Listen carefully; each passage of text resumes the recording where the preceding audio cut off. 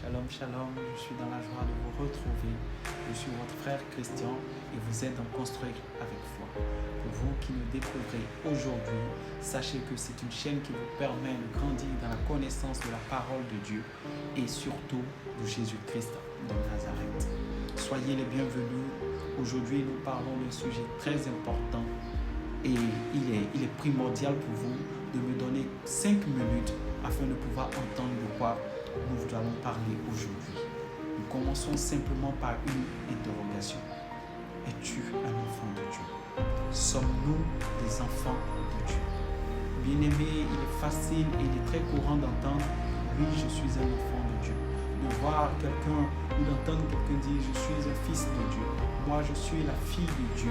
Je suis l'enfant même préféré de Dieu. Et ces choses, nous les entendons très fréquemment. Mais en réalité, qu'en est-il? Est-ce que le fait de le déclarer fait de nous des enfants de Dieu? Est-ce que le fait de l'écrire en statut fait de nous des enfants de Dieu? Est-ce que le fait d'avoir cela en biographie fait de nous des enfants de Dieu? Qui sont les véritables enfants de Dieu? Nous découvrirons cela aujourd'hui et cela commence maintenant. Avant de commencer, nous allons prier et recommander ce temps entre les mains de Dieu afin que tout ce qui est charnel fasse silence et que l'Esprit de Dieu nous conduise. Ensemble, prions le Seigneur. Père éternel, nous te bénissons et te recommandons ce temps. Seigneur, ta parole déclare que toutes choses passeront, mais ta parole demeure éternellement. Viens et parle-nous, et que ta parole porte en nous des fruits, et que toi seul, ton nom, sois élevé pour des siècles et des siècles, au nom de Jésus. Amen. Bien-aimés, pour ce faire, nous prenons nos Bibles dans le livre de Jean. Je lis la Bible dans le livre de Jean, le chapitre 1er, à partir des versets 1. La Bible dit ceci. Au commencement était la parole, et la parole était avec Dieu, et la parole était Dieu. Elle était au commencement avec Dieu. Toutes choses ont été faites par elle, et rien de ce qui a été fait n'a été fait sans elle. En elle était la vie, et la vie était la lumière des hommes. La lumière luit dans les ténèbres, et les ténèbres ne l'ont point reçue. Il y eut un homme envoyé de Dieu, son nom était Jean. Il vint pour servir de témoin, pour rendre témoignage à la lumière, afin que tous crussent par lui. Il n'était pas la lumière, mais il parut pour rendre témoignage à la lumière. Cette lumière était la véritable lumière qui, en venant dans le monde, éclaire tout homme. Elle était dans le monde, et le monde a été fait par elle, et le monde ne l'a point connue. Elle est venue chez les siens, et les siens ne l'ont point reçue. Mais à tous ceux qui l'ont reçue, à ceux qui croient en son nom, elle a donné le pouvoir de devenir enfants de Dieu. Bien-aimé, la Bible dit au verset 12 de Jean chapitre 1, « Mais à tous ceux qui l'ont reçu, à ceux qui croient en son nom, elle a donné le pouvoir de devenir enfants de Dieu. » Ce verset nous permet de savoir qu'on ne naît pas enfant de Dieu. Ce verset nous permet de savoir qu'on devient enfant de Dieu. Alors je viens te dire que aller à l'église ne fait pas de toi d'office un enfant de Dieu. Être né dans une famille chrétienne ne fait pas de toi un enfant de Dieu. Déclarer cela ne fait pas de toi un enfant de Dieu. Enfant de Dieu, on le devient. Et comment est-ce qu'on devient enfant de Dieu? La Bible répond qu'il faut commencer par croire en Jésus-Christ. Et il faut d'abord le recevoir. Parce qu'on ne peut pas croire en quelque chose qu'on n'a pas reçu. On ne peut pas croire en quelqu'un qu'on n'a pas reçu et accepté. Alors, bien-aimé, très souvent, tu dis et tu déclares ces choses. Tu le mets en statut. Tu le postes. Je suis un enfant de Dieu. Je suis le fils préféré de Dieu. Je suis la fille chérie de Dieu. Mais en réalité, l'as-tu accepté? En réalité, crois-tu véritablement en lui? Et bien-aimé, si tu ne l'as pas encore fait, l'occasion t'est donnée en ce jour de devenir enfant de Dieu. Parce que si tu n'es pas un enfant de Dieu, c'est dommage, mais tu n'es que simplement une créature de Dieu. Et il n'y a aucune différence entre toi et les autres êtres vivants, à savoir les plantes, à savoir les animaux, à savoir les choses immatérielles.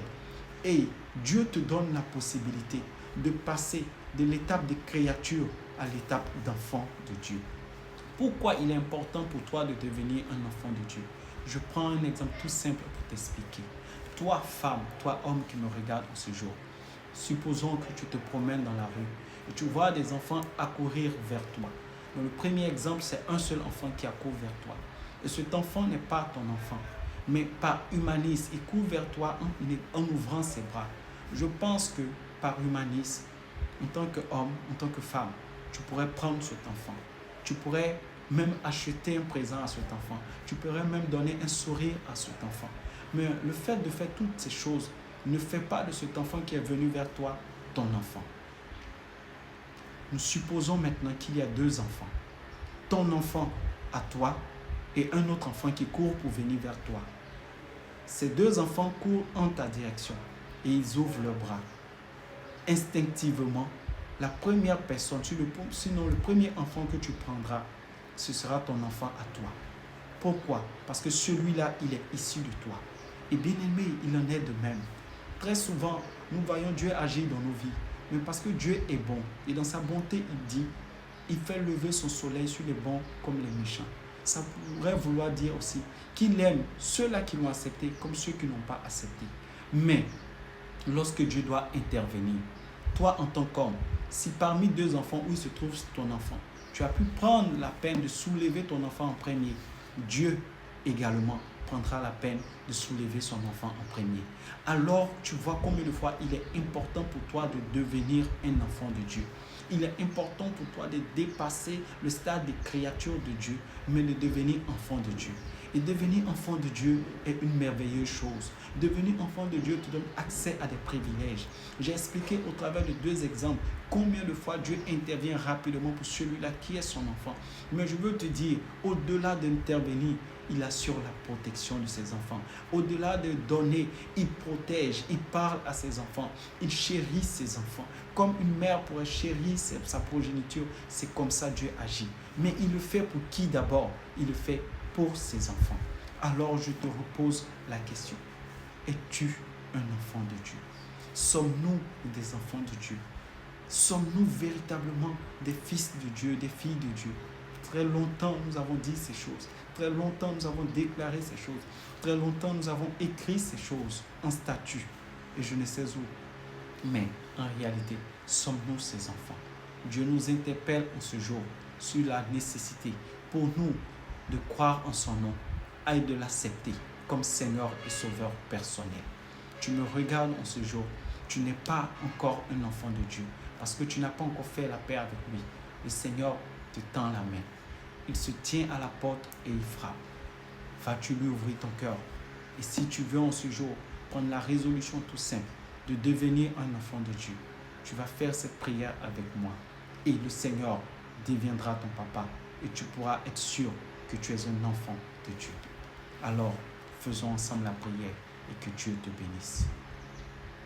Seigneur Jésus, j'ai entendu que tu es venu dans le monde et que le monde ne t'a pas reçu. Et Père éternel, le monde t'a même rejeté. Dans ton amour, tu as sauvé l'humanité. Et tu me permets aujourd'hui de devenir ton enfant, en t'acceptant et en te recevant. Je viens de tout mon cœur, Seigneur, comme je suis, à tes pieds.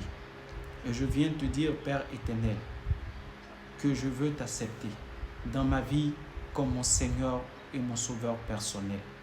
Je reconnais que tu es mort à la croix pour que je sois sauvé et que par ton sacrifice, j'ai la vie. Je me remets à toi et je viens te donner ma vie. Prends-moi, Seigneur, et conduis-moi désormais en tant que ton enfant. Je t'accepte dans ma vie au nom puissant de Jésus-Christ. Amen. Eh bien, si tu as fait cette prière avec moi, je veux te dire tout simplement félicitations. Tu es désormais un enfant de Dieu et sois le bienvenu dans la famille de Dieu. Que Dieu te bénisse. C'était votre frère Christian Valli. À très bientôt. Shalom.